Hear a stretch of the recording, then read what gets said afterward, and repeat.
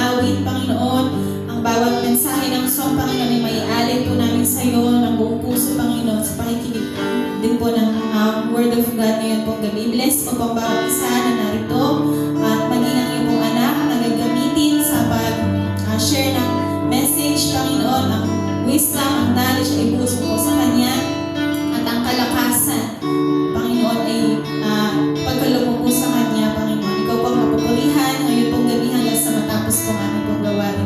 Maraming pong salamat, Lord, sa iyo po ang mataas na papuri, pagkilala at pagsamba sa pangalan ni Jesus. Amen. Amen. Palakpakan po natin ang Panginoon. Tayo po lumawit sa Kanya.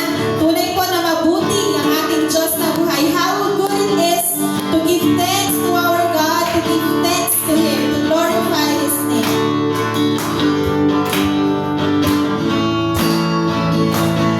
How good it is to give thanks unto the Lord.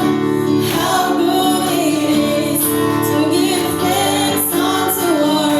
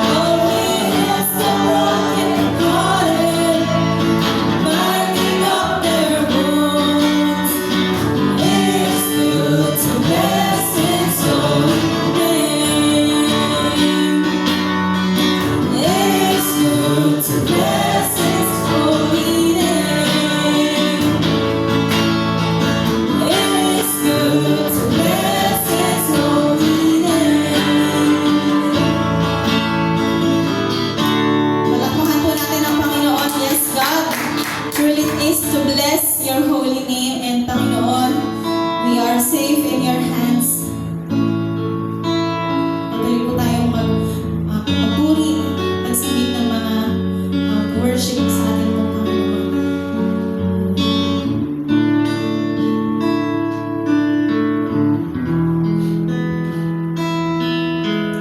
Under your ways, your mercy amazes me. Under your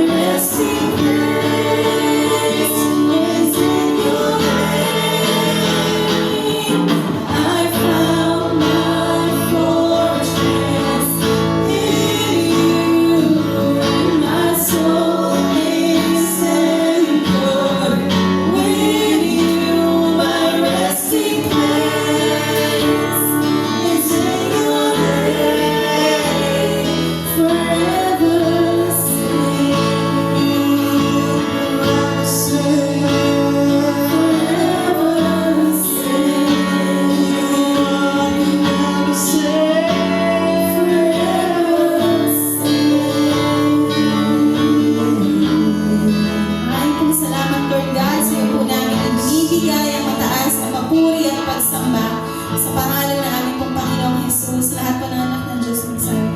Amen! Amen! Palakpakan po natin ang Panginoon. Di po, muli po magandang gabi po sa ating pong lahat. Tayo po ay makakaupo na. And ako po tayo sa mga announcements. Ayan, patuloy po yung gawain natin sa Hiram San Isidro every Sunday po ng hapon, 2 o'clock po. And midweek service and prayer meeting next Thursday po, speaker Brother John Kirch, worship leader Sister Jasmine Borbon, testimony Brother Reynan Lozada, and usher po Brother Ray Acosta. Para naman po sa Sunday service, speaker po Pastor Manny Castro, worship leader Brother Reynan, tithes and offering encouragement Brother Ray Lozada, usher Brother Ray Acosta, and flower sponsor Borbon family.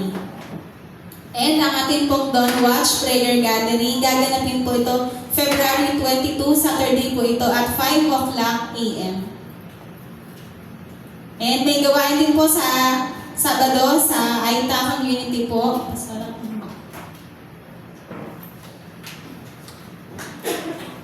Magandang gabi po sa ating pong lahat. This coming Saturday,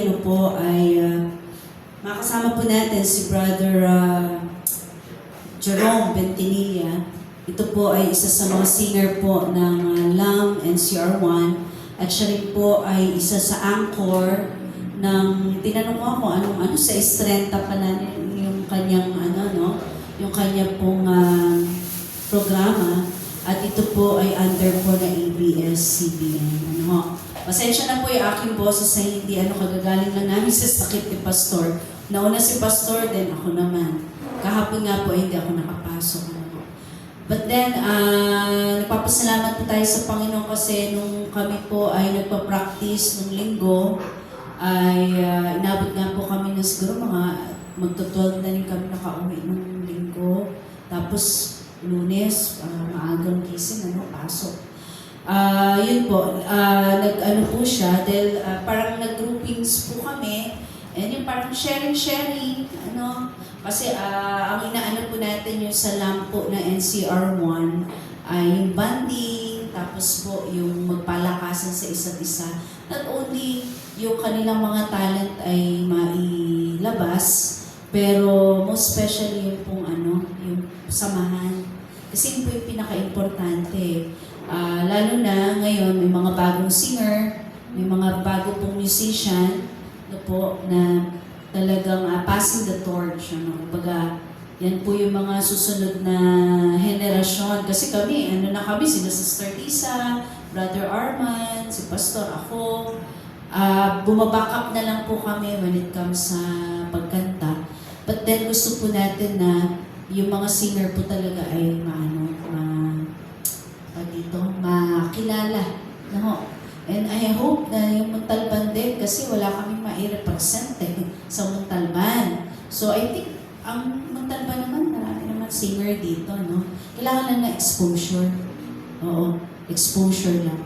Yun po. Makikita nyo naman yun sa NCR Liturgy, Arts and Music, NCR1. Lahat po ng mga singer-musician doon na andun. So, yun na nga po, nag-ano po siya na, siya po ay willing na sumama. Kinonfirm ko pa kung sure po ba na sasama, mag-ano ka po ng documentary.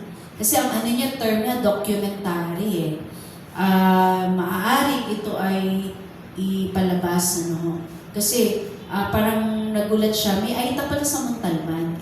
Kahit kami naman, tayo naman, di ba, na nag-umpisa po tayo, alam natin, Badyaw. Pero may Aita pala dito.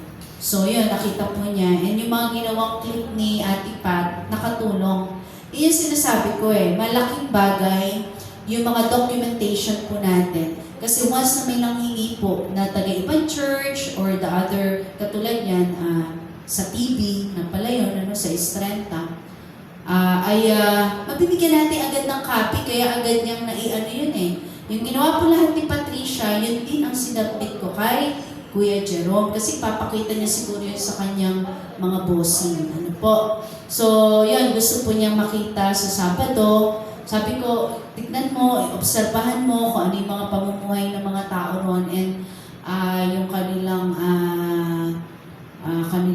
bahay, yung kanilang source of income. Kasi mga tao naman po doon sa Aita, yung iba doon construction, yung iba nagtatanim, yung iba labandera, yung iba nakita naman natin yung kalagayan po nila.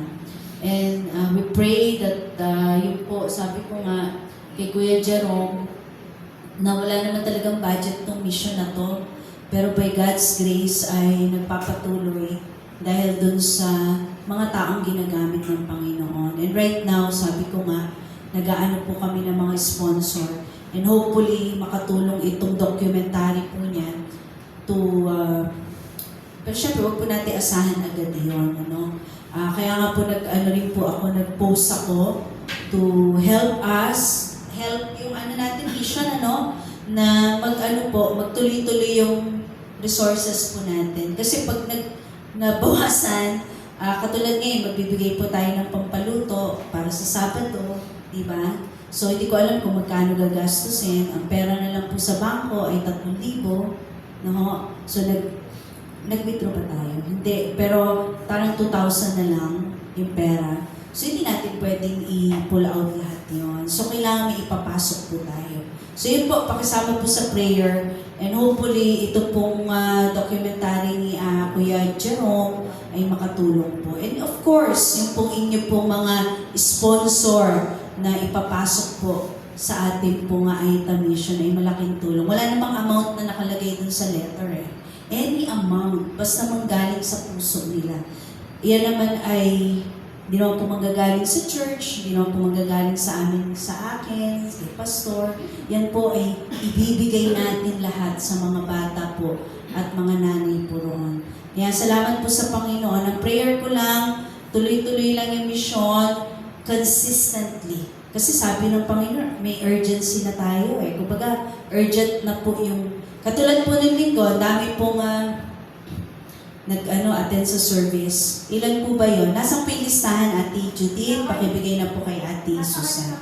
So, siguro nasa 11 po ba yun? Or basta madami tayo nung Sabado. Magtuloy-tuloy kasi alam naman natin may Saturday service po tayo. And at the same time, meron po tayong gawain para sa mga bata. So, yun po. Pag-pray po natin lahat yan. And of course, yung mga cell group niyo po, ay kaya may mga mentoring eh. No? Napakahalaga po niyan sapagkat nasa urgency na po tayo and we have to sabi nga po dun sa alab sa commitment. Tapos ano yung sumunod? Alab sa evangelism.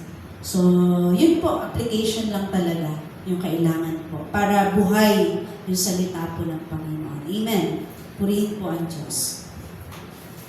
Thank you po, Pastora. And para naman po sa sharing of goodness ng Panginoon, pakinggan po natin testimony ni Brother John Stephen Kirch. Pakinggan po natin ang word.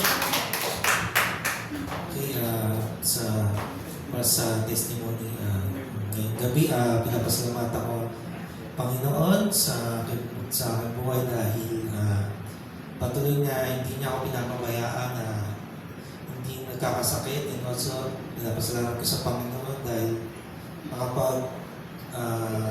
makapag-training ako nung nakaraan yung sa mga bata, yung mga gusto matuto ng drums. 3 po sila at ayun, magtutuloy-tuloy na po yun every week po. Mga bata.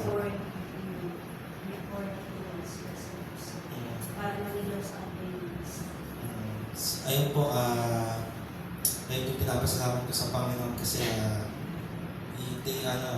sila, mabilis silang matuto willing po sila talaga matuto at magamit. Ayun, kakatuwa po. Ayun lang po. Salamat po, Brother John. And dahil po tayo sa God's message, palakpakan po natin ng Lord sa buhay po ng ating speaker, Sister Mary Joy Toquero.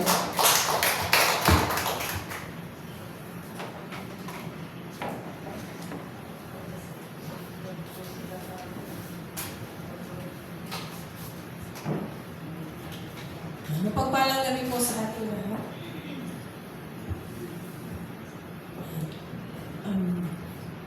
Hello. Medyo naalalayan ko po yung boses ko kasi kagagaling ko lang din ng Matibay-tibay pa nga si Jan, di nagkakasakit. Kahit kulang sa tulog. Sa ubot sipon po. Kasalanan ko din kasi ako very abuso din sa katawan. Ayun, salamat po sa Panginoon sa gabing ito at tayo narito. At may kinig na kanyang salita.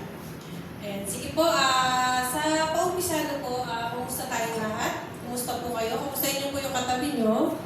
Kumusta ko kayo ka lang ba? Kumain ka lang ba? Mamaya nahimatay na yan dyan. Ang gising-gising yung hamas sa salusaluhin nyo yun. Baka salamat sa Panginoon sa pagpapagal.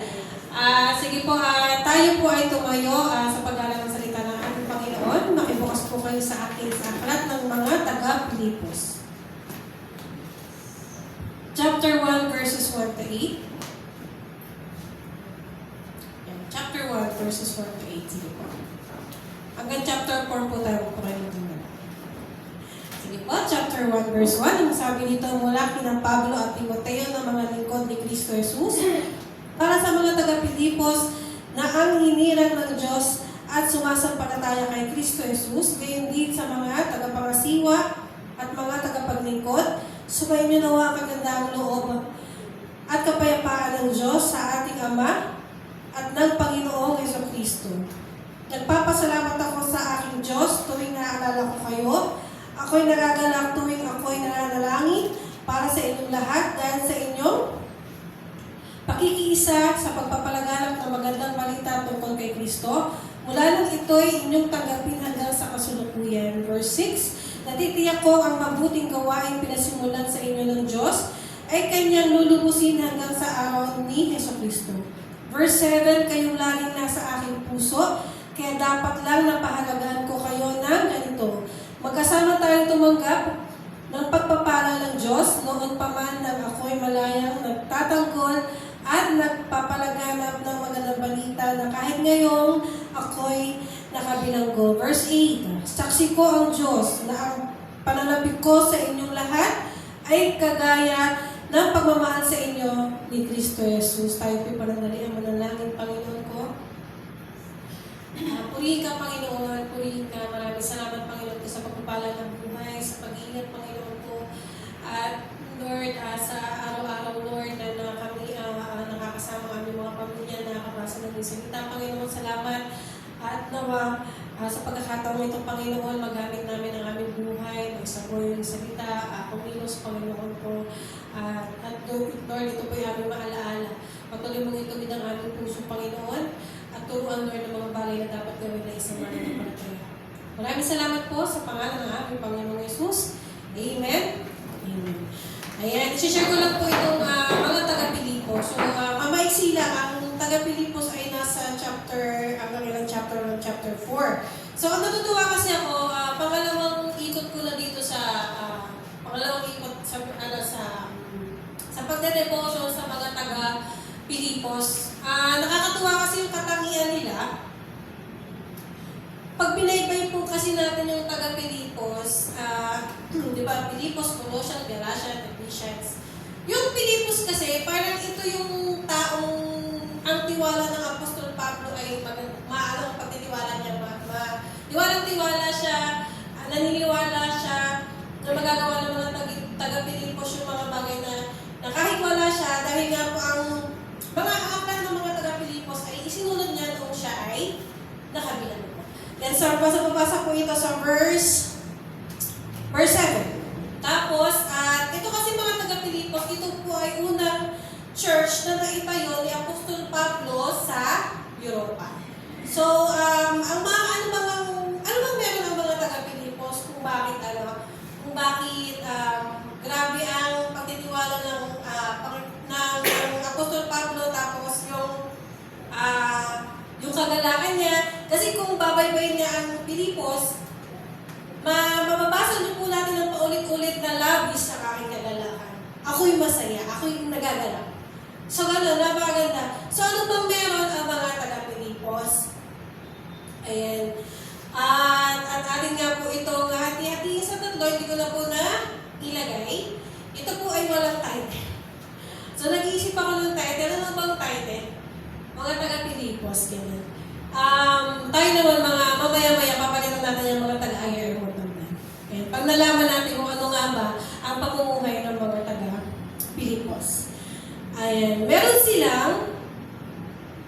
paggawa. Yan, sa verse 3, basahin ko lamang po ng pasumaglit. Nagpapasalamat ako sa aking Diyos tuwing naalala ko kayo. Ako'y nagagalak tuwing kayo'y mananalangin tuwing ako'y nananalangin para sa inyong lahat. Dahil sa inyong pakikiisa.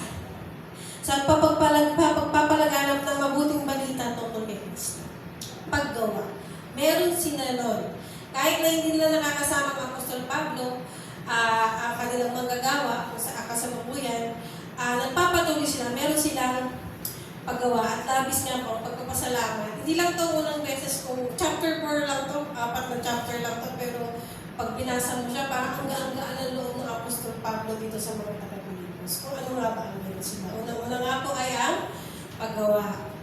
Sila po ay nagpapatuloy, kahit na hindi nila nakakasama ang Apostol Pablo, at naiiwan sa kanila, sa kanilang puso't isipan, ang karunungan na naituro ng Apostol Pablo patungkol sa ating Panginoong Yesus.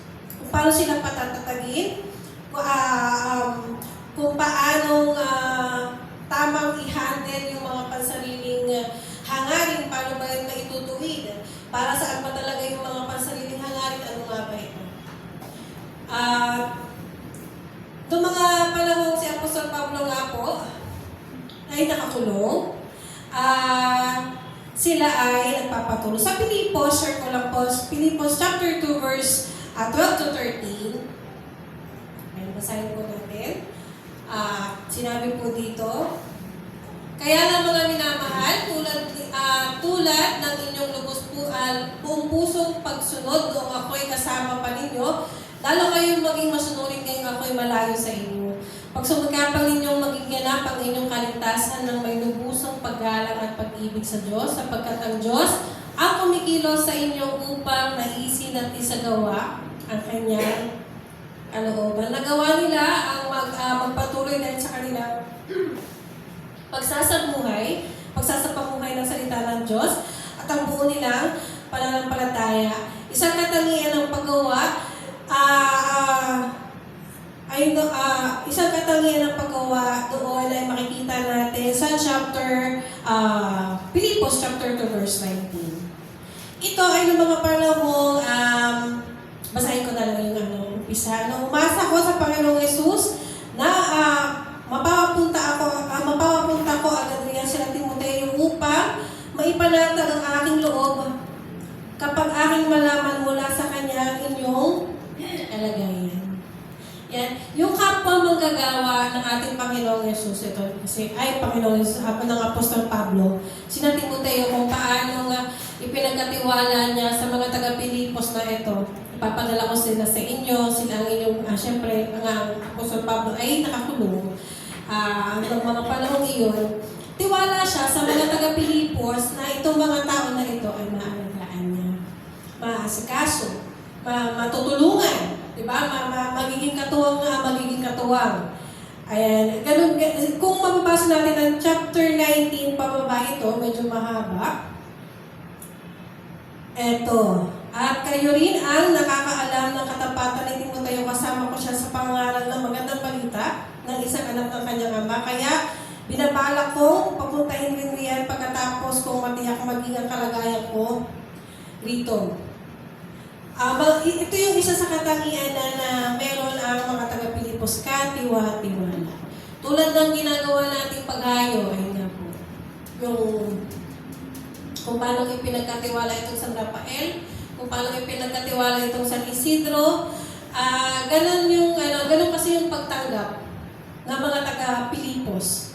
Ganun yung kanilang katangian, diba, na kung saan mismo si Apostol Pablo ipapadala doon si Timoteo at si Epaprodito. Mahirap kasi pigkasin, pero yun po siya sa chapter 2. Yun po siya, ano? Yan.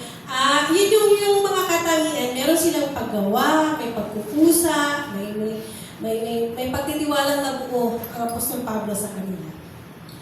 Sa verse 5 to 6 naman po sinabi dito, dahil sa inyong pakikisa sa pagpapalaganap ng magandang balita tungkol kay Kristo, mula lang ito inyong tanggapin hanggang sa kasulukuyan, Natitiyak ko ang mabuting gawang pinasimulan sa inyo ng Diyos ay kanyang lulubusin hanggang sa araw ni Heso Kristo. Hanggang sa araw ng ating Panginoong Jesus. Number 2, at papasok na po dyan, ang mamuhay, una po natin paggawa, ang pangalawa po natin ay mamuhay ayon kay Kristo Jesus. Ano nga ba ang mamuhay ayon kay Kristo Jesus? So, ano nga ba siya? Tayo bilang mananampalataya. Nakakatakot din kasi kung ako bago ko mananampalataya, meron akong kasamang bago mananampalataya, dinala ko sa church. Ikaw kasi, matagal ka na sa church, nagagawa mo na lahat, sumasamba ka na, ganyan, nagiging kampante ka na nagagawa mo. Pero pag dumating yung pagsubok at nadapa ka, tapos may bago kang kasamang mananampalataya, paano mo ngayon maipapakita kasama mo at namumuhay ka ng ayon sa Panginoong Yesus? Minsan kasi yung mga bago mananampalataya pa yung gigising sa atin, hala ate, pwede para yan. Hala ate, okay lang yan. Kaya bago tagal ka ng Kristiyano. Paano nga ba natin ito makikita? O paano makikita sa buhay natin ang Panginoong Yesus? Makailang ulit din binanggit sa aklat ng Pilipos ang tuntunin na dapat gawin ng mananampalataya. Basahin po natin Pilipos chapter 1 verse 12. Mga kapatid, nais kong malaman ninyo na ang nangyari sa akin ay nakatulong ng malaki sa ikalalaganap ng magandang balita. Nalaman ng mga bantay sa palasyo at ang iba pang narito na ako'y nakabilanggo dahil sa pagsunod ko kay Kristo.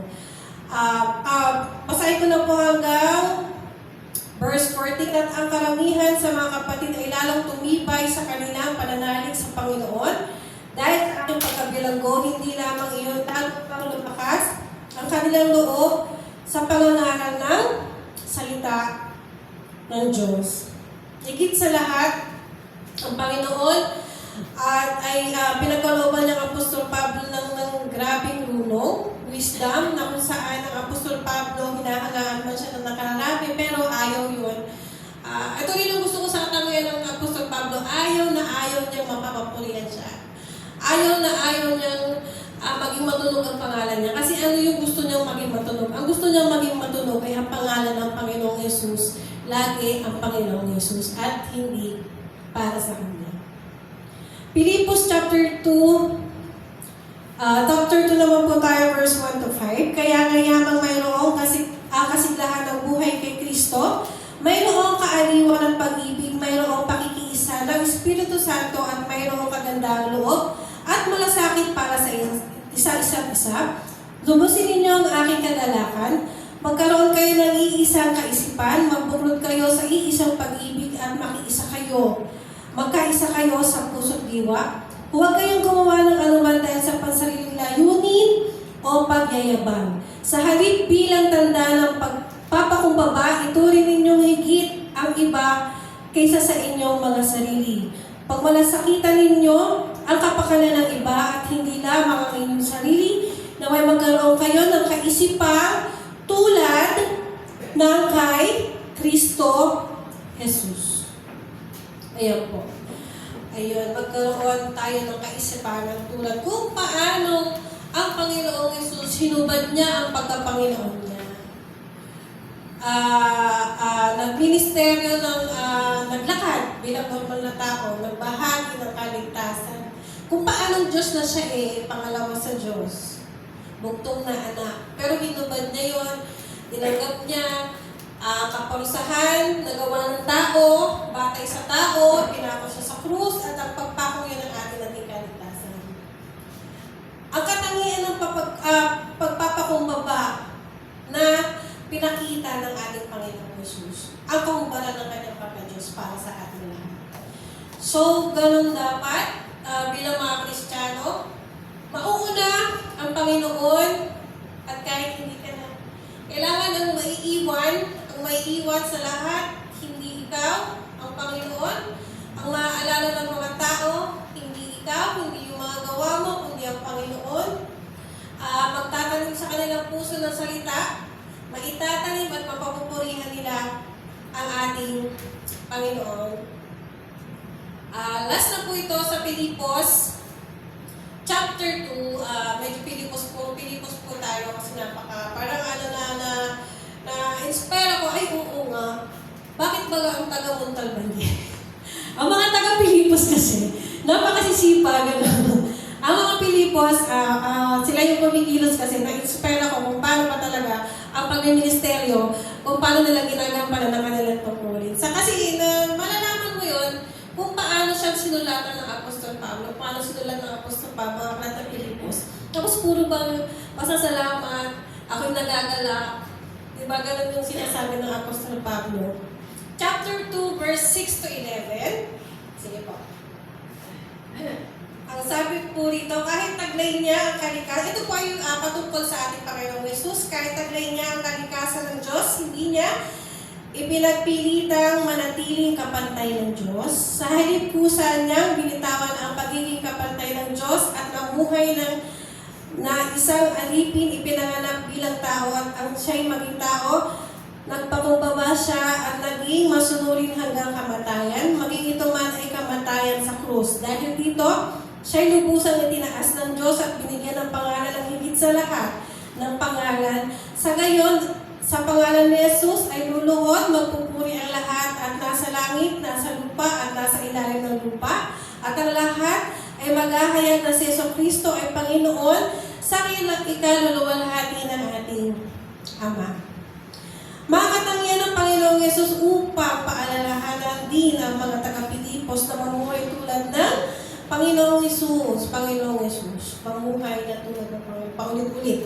Kung paano hinuwad nga ng ating Panginoong Yesus, kanyang pagka-Diyos, mamuhay kasama natin, tayo nga po ay iniligtas din sa ating kasalanan bilang Kristiyano, tayo dapat ay namumuhay sa ating bago ng buhay.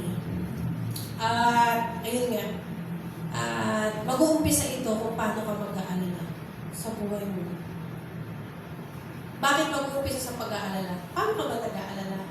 Nag-aalala ka ba na nagtitiwala ka sa Panginoon? O nag-aalala ka nag-aalala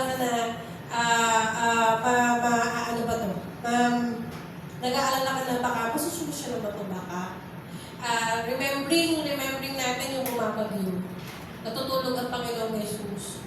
Nagpapanik na silang lahat. Ginising nila ng medyo malakas na ang boses. Panginoon, yung bumabagyo na nga ako. Lumabas ang Panginoong Jesus na medyo, bakit kayo natatakot parang ganito? Ang dating, kung ating dadamdamin ng salita, bakit nandito ako natutulog? Relax nga eh. Diba? Natutulog ang Panginoong Jesus bumabagyo. Bakit kayo nagpapanik? Kasama ako. Bakit?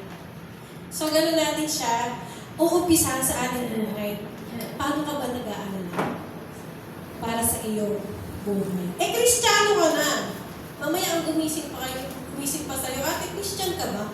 Di ba Christian ka? Yun yung mahirap na medyo masakit sa pusong, medyo may tama sa puso pag sinabi, Christian ka ba, te? Parang what Christian ka, te? Parang may question mark pa. So, dapat hindi ganon. Dapat ang magiging tanong, Christian ka no, te? Christian ka no? Mas maganda tayong makilala ng ganon, namumuhay na kasaanak at ng buhay ng ating Panginoon Jesus.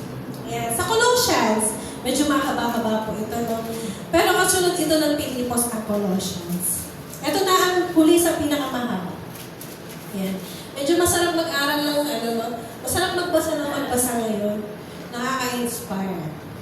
Ayan, hindi ka lang may inspire dahil magiging selos na.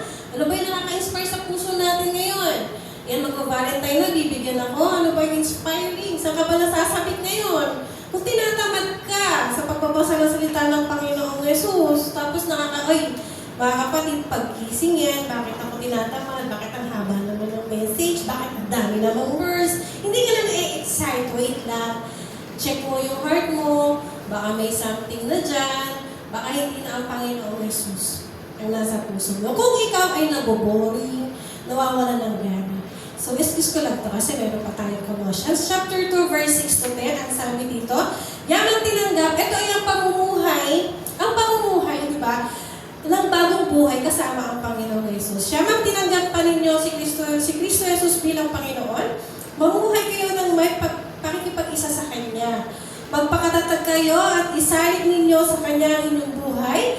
Magpakatibay kayo sa pananampalatayang itinuro sa inyo at lagi kayong magpasalamat sa Diyos. Okay. Mag-ingat kayo upang hindi kayo mabihag ni numan sa pamamagitan ng walang kabuluhang karunungan at pandaraya na ayon sa tradisyon ng mga tao at alituntunin ng mundong ito at ang mga ito ay hindi ayon kay Kristo. Sapagkat ang buong kalikasan ng Diyos ay na kay Kristo sa kanyang pagiging tao, kaya't nalubos ang inyong buhay sa pamamagitan ng inyong pakikipag-isa sa Kanya. Na siyang nakakasakop sa lahat ng kapangyarihan at pamamahala. Ayan, nasa na ba tayo? Nasa tuntunin ba tayo ng mundo? Nasa tuntunin tayo ng ating Panginoong Jesus? Nasaan na ba? So, every time, check our hearts. Every minute pa nga, kasi nandiyan lang naman ang kaaway, maaali niya yung palitan.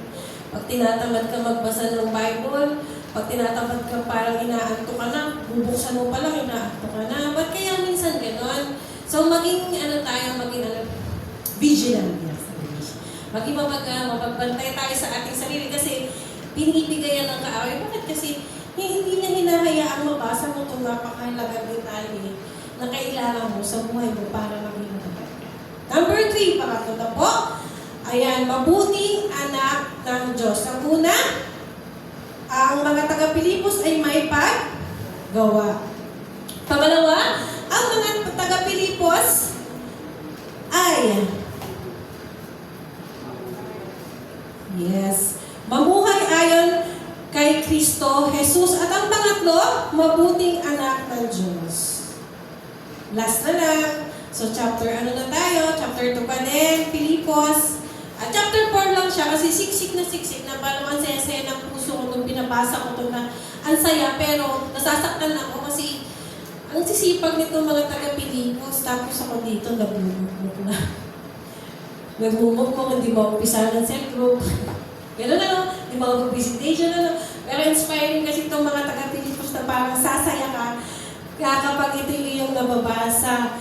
Pilipos chapter 2, verse 14 to 16. Ang sabi po dito, ang sabi po dito, gawin ninyo ang lahat ng bagay ng walang reklamo at pagtatalo upang kayo'y maging mga ulirang anak ng Diyos. Matuwid at walang kapintasan sa gitna ng sanlibutan, maluktot at masama. Sa gayon, magsisilbi kayong mga ilaw sa kanila tulad ng bituin nagniningning sa kalangitan habang ipinapahayag ninyo ang salitang nagbibigay buhay. Sa gayon, sa araw ni Kristo ay maipagmalaki kayong hindi nawala ng kabuluhan at ang hirap at pagod ko sa inyo. Ano po ang mayroon sila? Mayroon silang ang pagiging anak ng Diyos ay may pusong masunurin. Ayan, sabi, lalo kayong maging masunurin, ngayon kayo'y malayo, ako'y malayo sa inyo. Lalo kayong maging masunurin. Ito po itong, dahil nga ang Apostol Pablo ay nakakulong, kaya po mahigpit niyang bilin na maging masunurin ang mga taga-Pilipos sa paggawa sa ating Panginoon. Para sa Panginoon, tayo ay magtatagumpay sa lahat ng ating ginagawa. Bakit ka magtatagumpay? Kasi kung ang bagay na ginagawa mo ay para lamang sa Panginoon at hindi para sa iyong sarili, papagtagumpayin ka ng Panginoon. Tulad na lang ng Apostol Pablo, paano siya nagtagumpay? Wala naman siyang resources Wala nga siyang rest house. Wala siyang extra bahay na matutuluyan nung nilalamig siya, nagugutom siya, wala naman siyang hotel, wala naman siyang restaurant. Pero bakit siya nagtagumpay? Ito ay guys, kung sa lahat ng ginagawa mo, ang mapapapurihan ay ang Panginoon. Ang manunungahati ay ang Panginoon na makikilala ang kabutihan ng Panginoon Jesus, mas marami kang maililigtas. May paggawa ka, may pamumuhay ka ng katulad ni Kristo Jesus, di ba? At higit, maging masunurin po tayo sa ating Panginoon Jesus. Maraming salamat po, tayo po ay manalangin. Panginoon, maraming salamat Lord sa gabi ito. Maraming salamat sa iyong salita. Panginoon, at nawa ang mga taga-Pilipos. Yan. Papalitan namin Lord, gagawin namin ang mga taga-Montalban.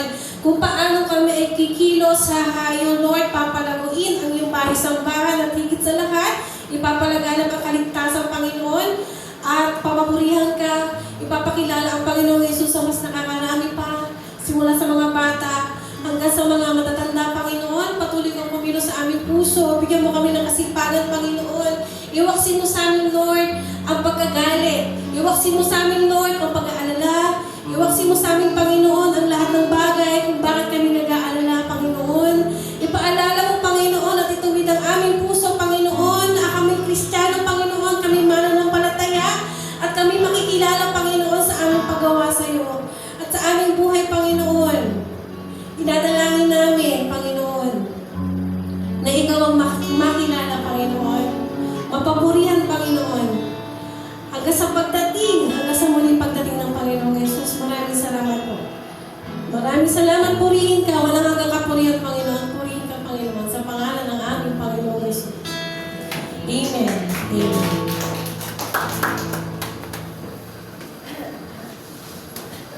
Salamat po, Sister Jane, sa mapagpalang mensahe.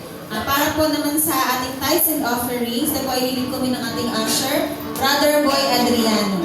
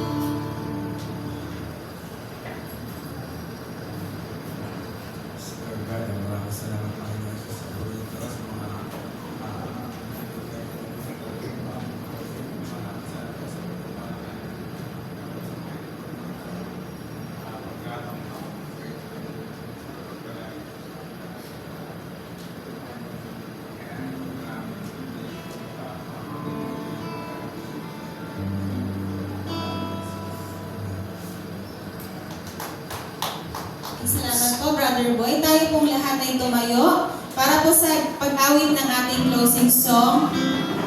Bitin po natin yung elderly.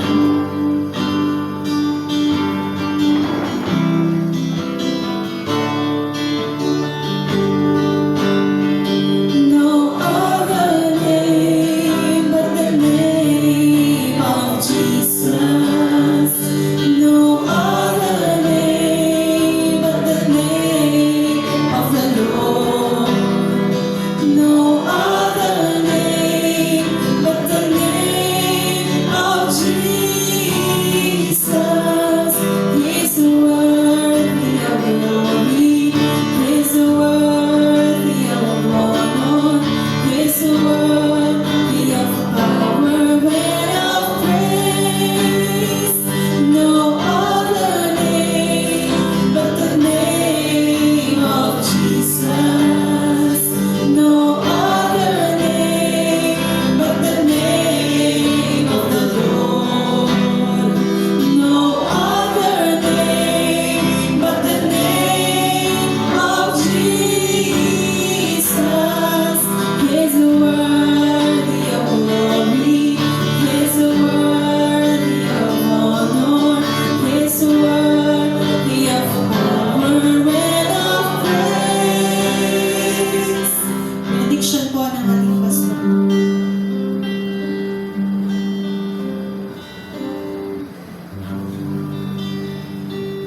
Panginoon, salamat po sa iyong pong salita na nagpapaalala po sa amin na mahalagang bagay na dapat naming gawin kung paano kami kumilos, kung ano po ang iyong atas na dapat po namin pahalagahan, dapat namin gawin. Lord, sa aming buhay, dahil dito po ay inatag mo po sa amin upang kami magamit mo pong daluyan ng iyong salita, upang kami magamit mo po, Lord, na mag-akay, Lord, ng mga tao patungo po sa iyo, magbahagi ng mabuting balita. Lord, dalangin ko po sa huling panahon na ito, sa aming puso, Panginoon, papag-alabin mo po ang sigasig, papag-alabin mo po, Lord, yung love and compassion, Panginoon, sa aming puso, upang sa pamamagitan nito ay kumilos kami, Panginoon, para po sa kapakanan ng maraming tao, para sa kanilang kaligtasan. Huwag po namin ipagwalang bahala, sapagkat ito ay napakahalaga, sapagkat, Lord, ang bawat oras, bawat panahon, bawat pagkakataon ay napakahalaga, Lord, sa buhay ng isang tao. Lord, salamat, Panginoon, sapagkat ikaw ang Diyos na mayroong plano. Ikaw ang Diyos na nais iligtas ang lahat ng tao. Lord, dalangin ko po ang iyo pong mga anak magkaroon ng malalim na habag, magkaroon ng malalim na pag-ibig sa aming kapwa. Na sa pamamagitan, Lord, ng pag-ibig na ito, siyang kumilos upang, Lord, gumawa kami na may kasipagan, may kahusayan, na patuloy na palawakin ang iyong kaharian dito po sa lupa. Lord, patuloy mo pong pagpalain ang iyong mga anak, ang pananampalataya ng bawat isa, iyong pong papagyamanin, iyong pong palaguin, iyong pong pagpalain. Dalangin ko po, Lord, ang patuloy, Lord, na kapangyarihan, Lord, ng iyong banal na Espiritu ay aming pong maranasan. Lord, patawarin mo kami kung meron po kami mga pagkukulang, O Diyos. Dalangin ko sa kapan mo kami ng iyong kapangyarihan at tulungan mo kami na sa aming buhay patuloy po namin maisagawa ang iyong kalooban. Lord, salamat po sa gabi po ito, sa aming malayong pagpupuri, pagsamba sa iyong mga salita, at sa pagtataas ko po ng aking kamay, iparanas mo po sa amin ang iyong mayamang masbas. Ang pag-ibig ng ating Amang nasa langit, ang patuloy nating maranasan, ang pagliligtas ng ating Panginoong Hesus, at ang patuloy niyang pagpapalago sa ating pananampalataya, at kayo na rin ang pakikipisan ng Diwang Banal, ang siyang sumaating lahat mula ngayon at sa magpakailanman. Amen. Amen.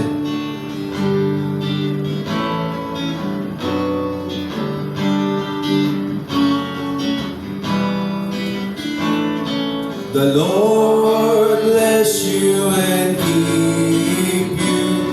The Lord make His face shine upon you and give you peace, and give you peace, and give you peace forever. The Lord be gracious to you. The Lord make His face shines up